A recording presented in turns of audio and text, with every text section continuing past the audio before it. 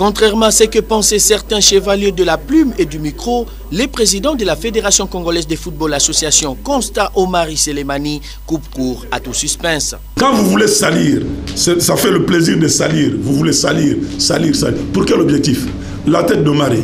Mais je vous dis clairement, la démission n'est pas à l'ordre du jour. Si vous voulez le savoir, la démission n'est pas à l'ordre du jour. N'en déplaise à ceux qui ont parlé, puisqu'ils ne sont plus sélectionneurs dans l'ombre, il n'y a pas de démission à l'ordre du jour. Nous allons continuer à nous battre jusqu'à quand nous allons remettre cette équipe sur les rails. Il n'y a que nos entités subdélégataires, il n'y a que nos membres de l'Assemblée générale qui peuvent nous retirer la confiance. La confiance, je ne suis pas allé la chercher à travers une radio ou bien une télévision. Je ne suis jamais allé chercher ça.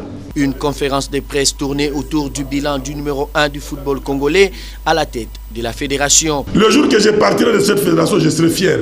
J'ai amené plus de 10 millions de dollars d'investissement dans le football congolais. J'ai amené plus de 10 millions de dollars d'investissement dans le football congolais. Direct. Je serai fier. Là où je serai dans ma vie, je dirais au moins, même si les joueurs n'ont pas accroché, mais il y a eu un investissement direct du football dans notre pays, par mes relations personnelles, par mon aura. J'ai drainé dans ce pays plus de 10 millions de dollars d'investissement direct. Qu'aucun président à la fédération n'a fait. Je vous mets au défi de me citer un seul président qui l'a fait. Aucun président qui est passé dans cette fédération ne l'a fait. Constant Omari Selemani voudrait remettre le pendule à zéro avec le retour de Claude Leroy. Il est grand temps que, mesdames et messieurs de la presse, nous nous mettions d'accord. Quand Claude Leroy est parti la dernière fois, le rapport que nous avions fait au gouvernement 1+4, nous avions dit que nous n'avions pas engagé Claude Leroy pour une seule saison ou 2 saisons.